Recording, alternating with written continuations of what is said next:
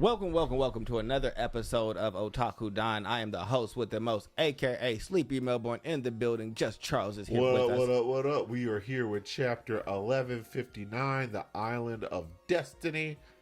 Cover art, Oni Child Yamato and the Holy Inari Shrine Pilgrimage. The group heads back to the flower capital, chowing down on some apples. So we see page 1 and Oti with Yamato, and I want to know volume 41 of that. I have questions. Why are we still here? No. So you don't pay attention to the cover arts. Not as much. I mean, well, after the 10th Last cover art was a huge reveal.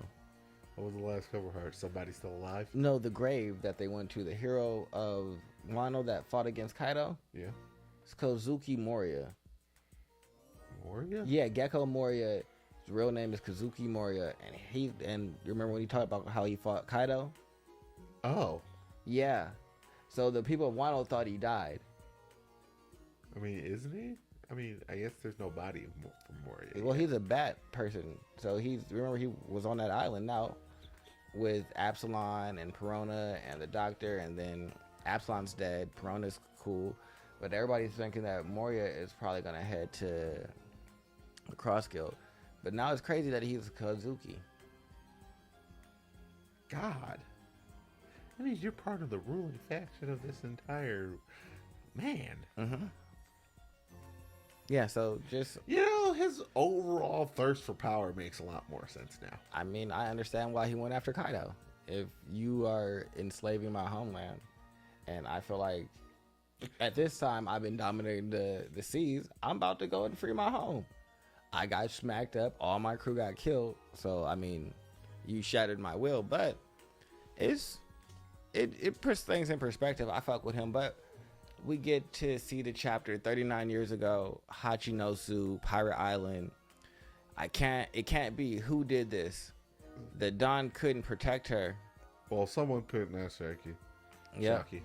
And we find out a member of Rox's crew actually betrayed the crew. Yeah, Ochoku. Which is or not Wang Z.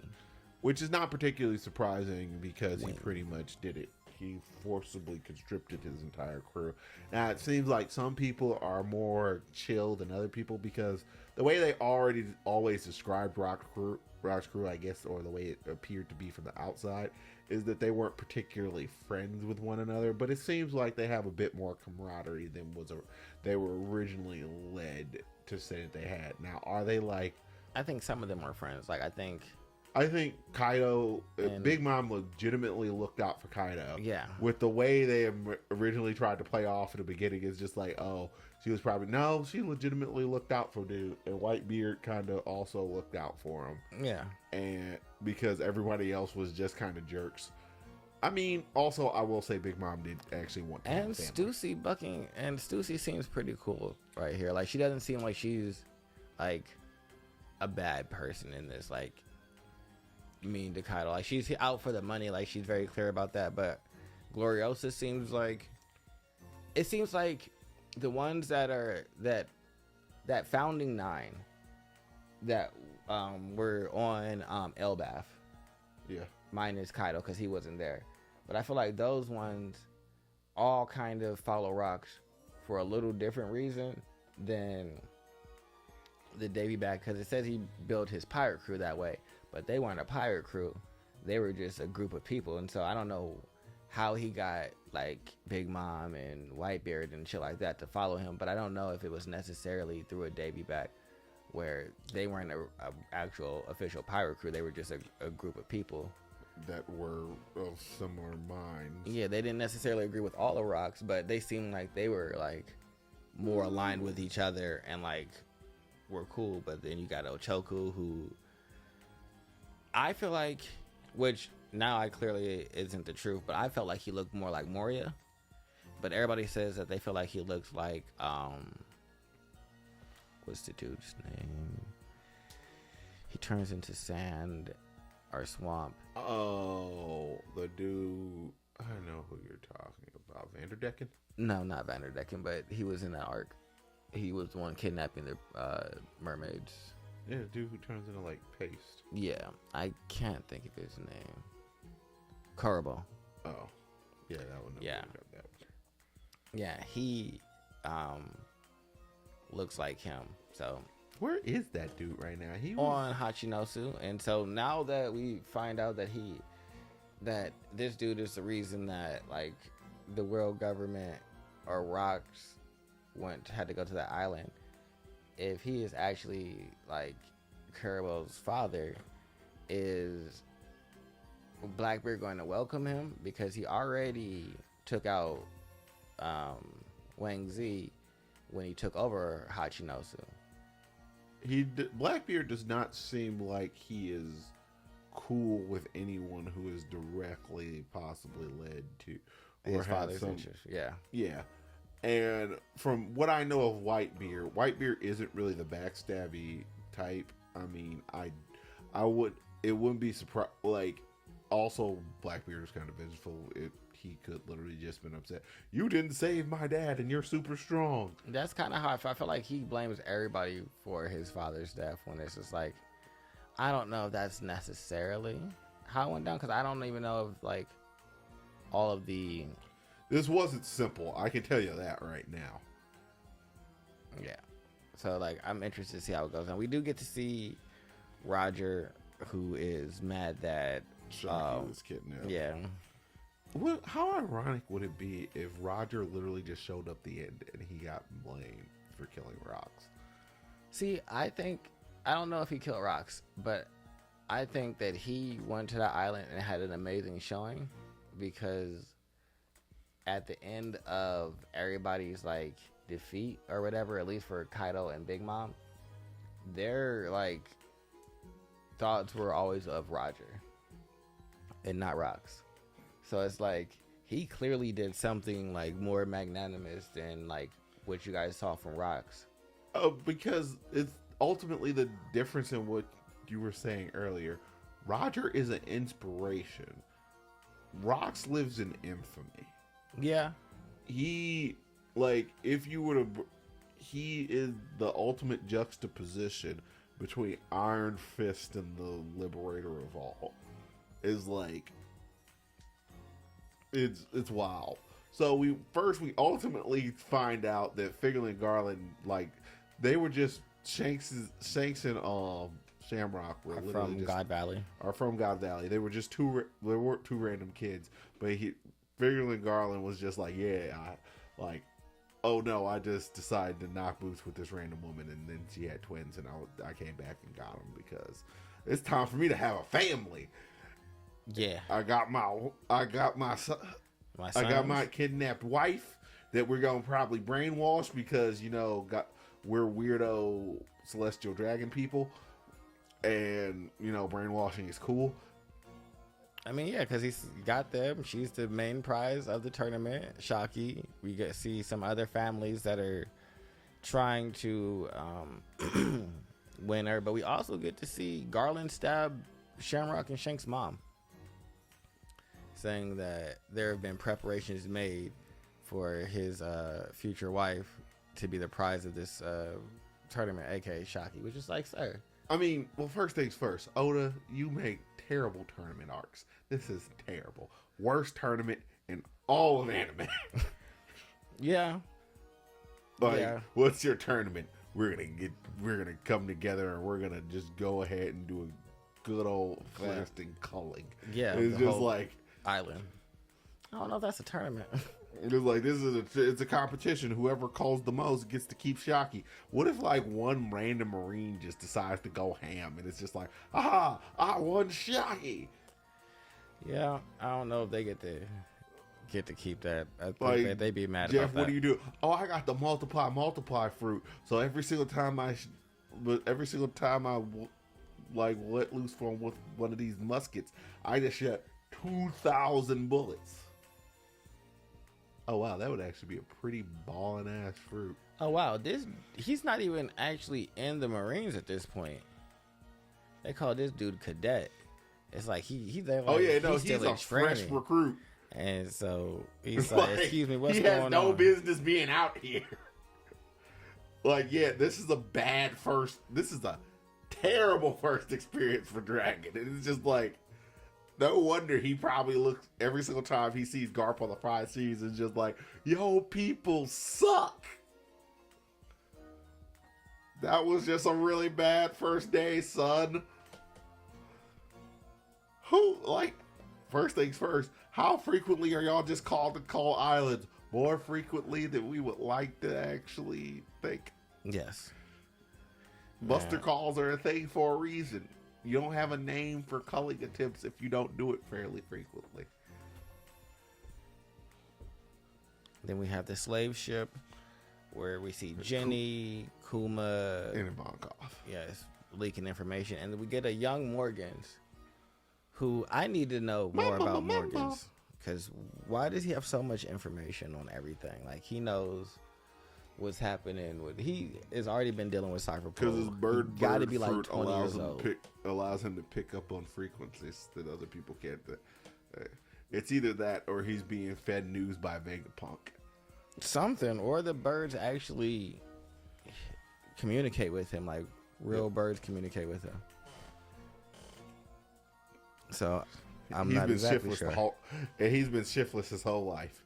He literally showed up as ready to be bribed.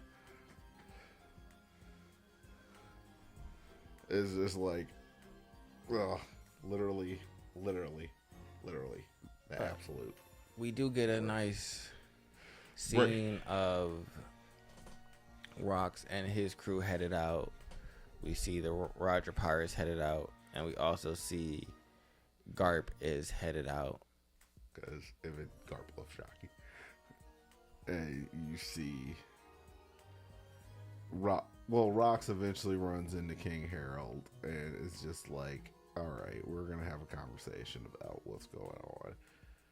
Because, like, ultimately, Harold, as a king, you can't let your people down.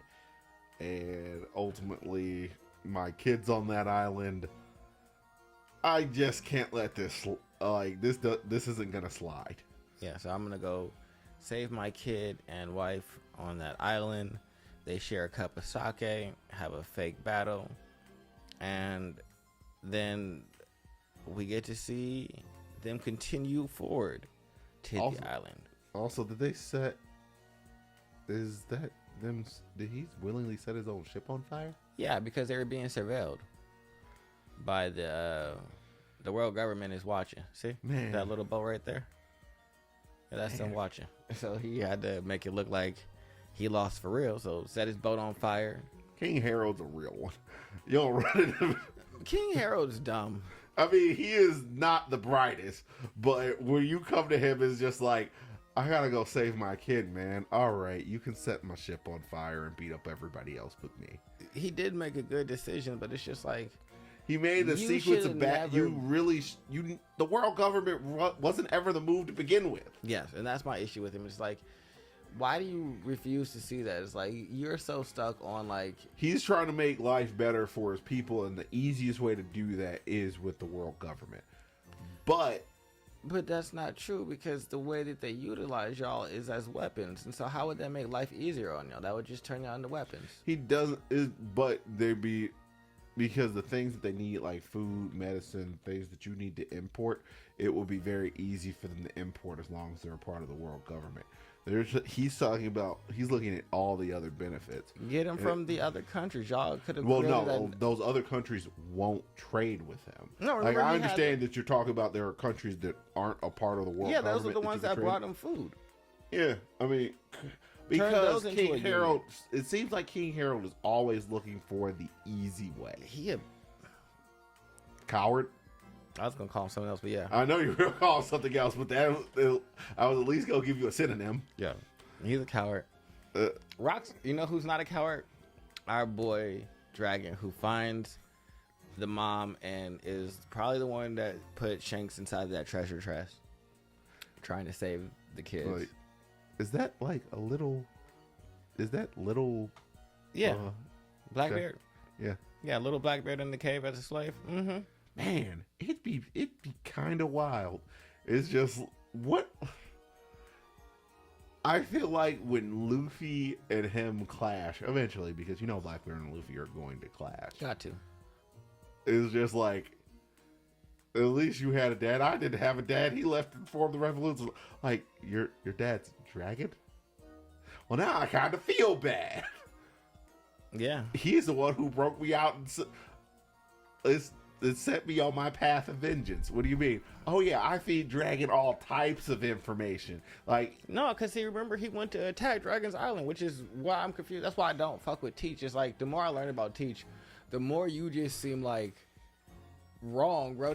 Yeah, but we don't know how they made it out of there. Yeah, but like, it's just like, he shows up to the Revolutionary Army. It's just like, yeah, I'm on Jack. Wait, I know you. Yeah. No, they left. They left the island and just gave it up to them. Because it's not about the islands. That's why Dragon left. Dragon left the island. Most people don't know Dragon leads the Revolutionary Army. That may be true, but I feel like Teach would know. And like, nah, he was still a little bit too early inside of his quest for vengeance is crazy. Like, it's wild and reckless and doesn't completely, it totally makes sense. And also good I will always put on for the Dark King, because he is going to walk into this and probably devastate everyone. Yeah, he gonna end up with Shocky. It was just like, yo ho fiddly dee. I wonder if she comes and sails around with them at the end of their journey, because of how many celestial dragons get put down in a long and short of this. Like, they must be putting down a lot of celestial dragons. Well, and I feel like they said that they're protecting the celestial dragons, but I feel like the normal people don't know about the God's Knights. So they had to say Garp and somebody protected the celestial dragon. So what I think really happened. I mean, yeah, ultimately them knowing about the God Knights is kind of pointless. But also giving any credit to Roger. I mean, depending upon how they feel about it, it may be the equivalent of them basically almost spitting on him into a certain, like, yeah, we even got this pirate to help us. It's just, and that's how I look at it. It's like they feel like we're gonna say that even he saw how dastardly this guy was and had to help us. And Garp, we're gonna give you credit. I ain't do anything, honestly. I showed up there and decked the celestial dragon in the face because they're terrible. He's weird and creepy. And honestly, why do you keep these wastes of space around? I don't know. There's also no break next week, though. Good job, Oda. We only got so many more months before we run into the holiday season and stuff starts getting thin. We do get to see Gunko in this chapter as well in the corner. Without her hat on. Damn, Gunko is old. Yes. Very, very old. But looks like a child. So I wonder why some of them age and some of them don't. Because emu power. I guess. But if they're all God's Knights now, why did Garland get old? Because he wanted to look more distinguished. I guess. The real question is, because Somner's got old too. Why do they all look like they have terrible hair? Why do they all have terrible hairstyles? I mean, I like the little beret. I like whoever this family is. They're fine. I'm talking about say Figurelit is just he has that crescent moon. He thinks that's hard. Hard. Who do you think? I'm pretty sure Shanks is gonna be the person who reckons with his father. I would hope so, or Dragon, the person that saved his kids, and ruined his plan. Probably. We'll save one of my kids. Yeah. So no, we gotta fight. So I would like to see that Garland versus Dragon. That'd be hard, actually. I don't have a lot else for this chapter. No, that's it for me. All right, guys. Make sure you guys like, subscribe, and comment below. Bye-bye. Goodbye.